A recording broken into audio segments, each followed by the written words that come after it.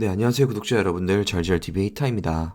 네, 어제 시장이 굉장히 어려웠는데, 그래도 저희 그 구독자분들은 티플렉스, 보동파워텍, 두 종목을 그래도 꽤 많이 매매를 하셨을 거라고 저는 생각이 됩니다. 그래서 실제로 뭐 연락을 따로 주시는 분들도 계시고, 그래서 그래도 비교적 되게 어려운 시장에 단비 같은 그런 어, 익절을 할 수 있어서 참 다행이었던 하루로 일단 요약은 할 수 있는데, 일단 전체적으로 굉장히 어려운 시장임에는 자명합니다. 사실 굉장히 난폭하고 수익을 내기가 굉장히 어려운 것 같아요. 네, 물론 저도 제 방송을 계속 보신 분들은 알겠지만 건설주나 뭐 원전주에 거의 집중을 하고 있는 상태라서 그래도 비교적 그래도 뭐 양호하긴 하지만, 어쨌든 시장이 너무 변동성이 크다 보니까 사실 가지고 있던 물량도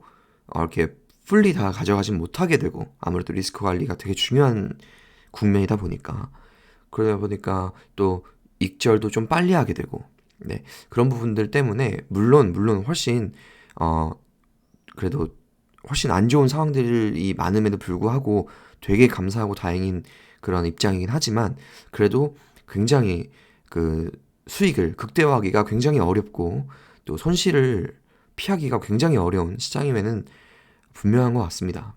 네. 그래서 어제 시장을 통해서 또 우리가 알 수 있는 것들, 그리고 어떻게 대응을 할지, 그런 것에 대해서 또 말씀드려보는 시간을 갖도록 하겠습니다. 일단은 티플렉스 보정파워텍 이렇게 뭐 정책주만 살아남는 시장이다 이렇게 말씀을 드렸는데, 참 다행인 것 같아요. 그래도 대선 이슈가 없었다면 이런 것도 없었을 거잖아요, 사실. 그래서 그나마 참 다행이고, 우리가 뭐 모두 투어 같은 거 지금 이런 거 막 어떤 리오프닝 기대감으로 많이 올라왔던 건데 관리 종목이 될 수 있다. 지금까지의 매출이 되게 안 좋아가지고 사실 뭐 이런 거, 그죠? 노랑푸스도 마찬가지고 지금 이런 조건이 있습니다. 뭐 매출액이 얼마 미만이고 뭐 몇 년도 이상 손실이 있고 이러면은 관리 종목으로 이제 지정이 되는데, 지금 고유가 때문에 리오프닝이 되더라도 다시 여행을 하더라도 이익을 내기가 힘들다. 그런 이슈 때문에 지금 투어주들이 다 전체적으로 엄청난, 네, 하락 변동성을 겪은 하루였습니다. 이것뿐만 아니라 일동제약도 그 시오노기에서 그 봄에 출시되는 그 코로나 먹는 코로나 치료제 그 이슈로 이제 오르는 건데, 이것도 이제 무슨 이슈에서는지 갑자기 시오노기가 급락을 하면서 같이 이제 급락을 하면서 이제 마무리를 했는데, 이것도 한 19%뭐 이렇게 빠졌던 걸로 기억합니다. 저가가. 네, 19%. 제가 일동제약을 안 했던 이유는 그때 그 말씀드렸던 것 중에 코로나 관련한 키트라든가 뭐 사재기성 테마들 생각보다 시세를 잘 안 준다고, 뭐 대원제약이라든가 뭐 SD바이오센서 이런 거 제가 한 몇 주 전부터 말씀드렸던 거, 그래서 그 이후로는 이거 안 하겠다 나는, 이렇게 말씀을 좀 드렸었죠. 그래서 일동제약도 아예 좀 신경을 좀 안 쓰고는 있었습니다. 안 쓰고는 있었는데, 확실히 이런 거 보면은 음, 완전 주류가 아닌 테마들은 좀 조심해야 될 필요가 있는 것 같아요. 굳이 안 먹어도 그렇게 배가 아프진 않은 것 같습니다. 네. 지금 원자재 관련주들 같은 경우에도 제가 계속 말씀드렸던 뭐 NI스틸이라든가 뭐 또 뭐 있어요? 문배철강, 뭐 티플렉스도 마찬가지고, 티플렉스만 조금 예외였고요. 사실 NI스틸이랑 문배철강 다 제가 그 다 팔았다고 말씀을 드렸었는데, 그러니까 이제 니켈 가격이 엄청 오르고 철강 가격이 다 엄청 올랐는데도 불구하고 결국 이런 건 빠지잖아요. 그러니까 그래서 제가 왜 원자재 주식들 특이다 이렇게 말씀을 드렸었는데, 그냥 원자재를 직접 하는 게 낫다. 이렇게 오르는 이유는 사실 또 숏 스퀴즈 이런 이슈도 좀 있는 것 같아요. 뭐 이런 막 진짜 막 이런 글도 막 올라오고, 이게 지금 그 밀인데 밀이 너무 오르니까 900계약을 쇼친 거죠, 누군가가. 이걸 지금 원화로 계산하면 46억, 47억쯤 된다고 합니다. 지금 한 계약당 이만큼 손실인데, 4,000불씩 손실인데 900계약이면은 이만큼 손실이다. 상한가가 갔었거든요, 이게. 그러니까 이런 걸 보면은 이런 지금 매물들이 다 숏스키지. 그러니까 숏친 것들 다 갚아야 돼요. 위로 상한가로 울며 겨자 먹기로 캐시콜 당하면서 갚아야 됩니다. 그러니까 지금 이런 구간에서는 저는 이게 롱을 하기도 숏을 하기도 무서운 거죠.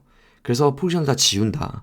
그래서 티플렉스도 많이 지웠다라고 말씀을 드렸는데 티플렉스만 좀 시세를 세게 줬고 나머지 종목들은 실제로 다 엄청난 하락폭이 나왔어요. 지금 CJ 프레시웨이도 마찬가지고 엄청 잘 가고 있던 주식들이 이렇게 빠지잖아요.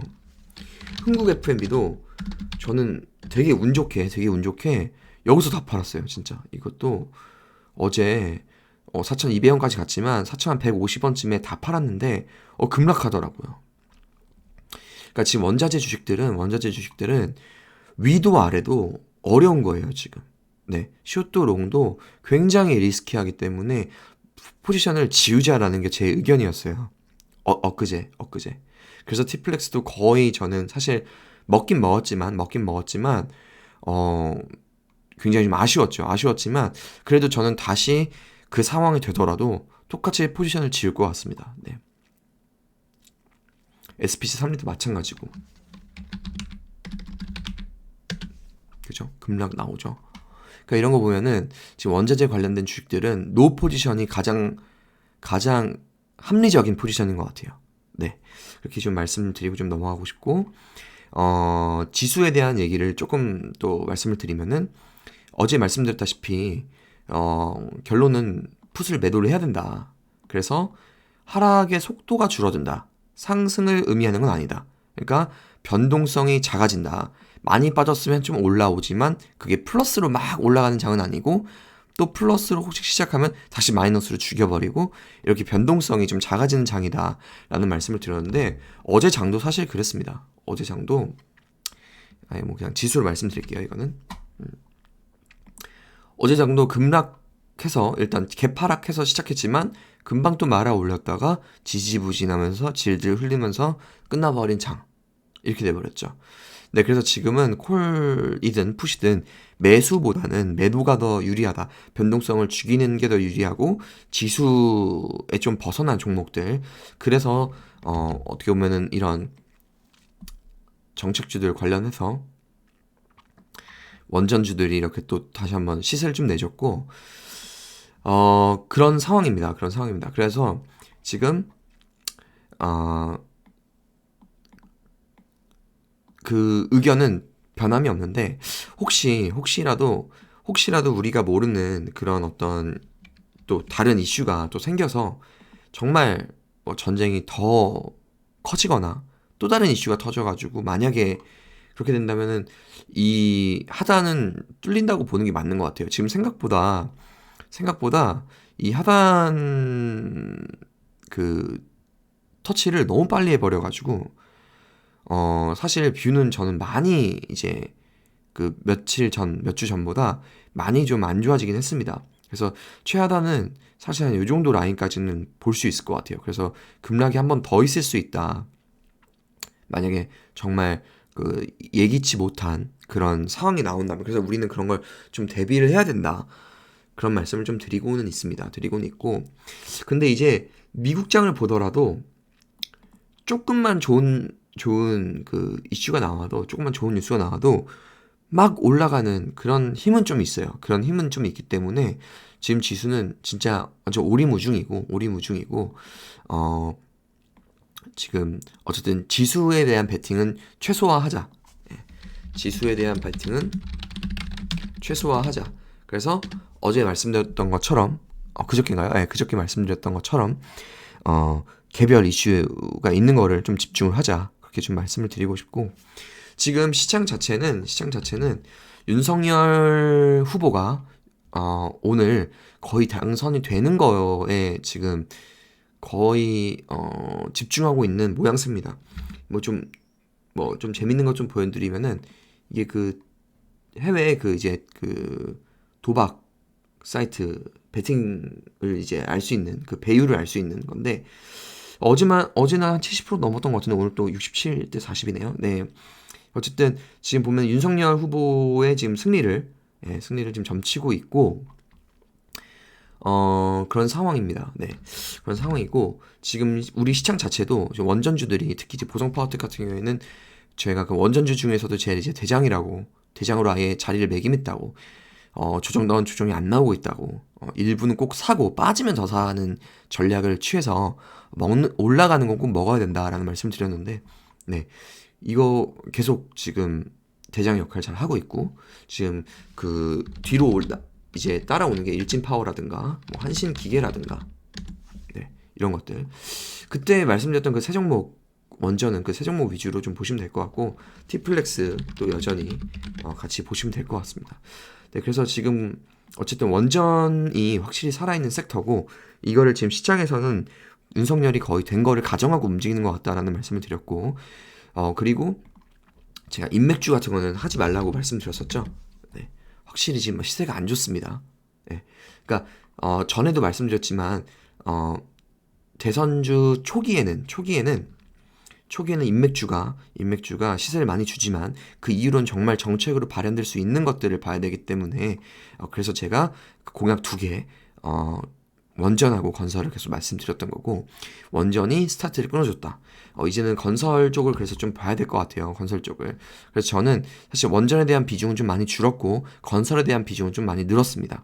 네, 그렇게 좀 말씀을 드리고 싶고, 그래서 이제 뭐 말씀드렸던 3일 CNS라든가, 뭐 계룡건설이라든가 대우건설이라든가, 그러니까 보성파워텍 같은 경우에는 좀 팔았어요. 좀 팔았고, 한 6,000원 요 부근에서 좀 팔았고, 좀 또 빠질 때 좀 또 샀고, 이런 식으로 좀 트레이딩을 하고 있고, 그리고 우진 같은 경우에도 그 보성파워텍 팔 때 한 3,400원쯤에 또 좀 정리를 했습니다. 네, 정리 좀 했고, 하여튼 매매를 지금은 좀 되게 좀 자주 하고 있어요. 왜냐면은 줄 때마다 챙기는 게 좀 중요한 것 같아가지고, 시장이 워낙 어렵다 보니까.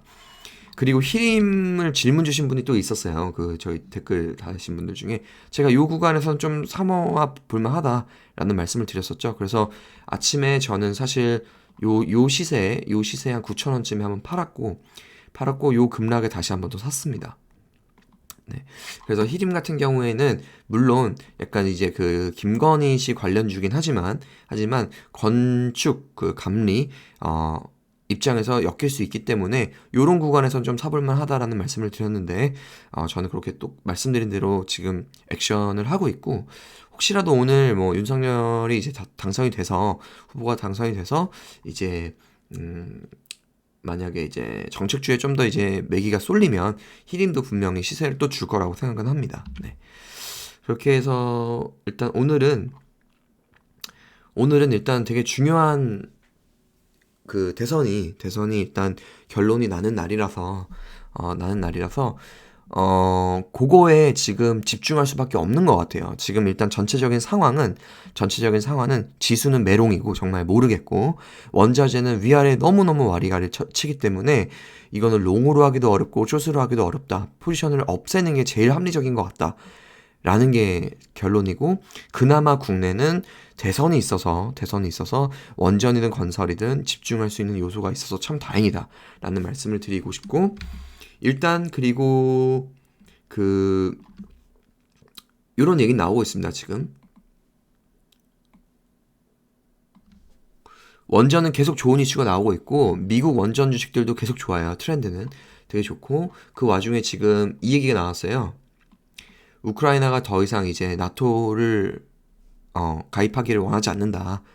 포기하겠다. 뭐 이런 얘기를 했는데, 이게 뭐 아직 막 완전 오피셜인지는 잘 모르겠습니다. 하여튼 이런 이슈가 나와서 세계 평화에 대한 다시 얘기가 나온다. 혹은 뭐 좀 하여튼 전쟁 리스크가 다시 좀 없어진다라고 하면은 좀 위로 확 쏠 것 같은 느낌은 있습니다. 그래서 저는 개인적으로는 그럴 가능성이 좀 높다고는 보기 때문에, 아까 말씀드렸던 막 이런 자리까지 빠지진 않을 거라고 생각하고, 여기에서 박스권을 좀 그리는 그 2800 저번에 말씀드렸던 여기서 왔다 갔다 하는 그림을 좀 생각은 하고 있습니다. 생각은 하고 있어서, 예, 그렇게 좀 정리를 하고 오늘은 정리해 보도록 하겠습니다. 네, 들어주셔서 감사하고 다음에 또 좋은 방송으로 찾아뵙도록 하겠습니다. 감사합니다.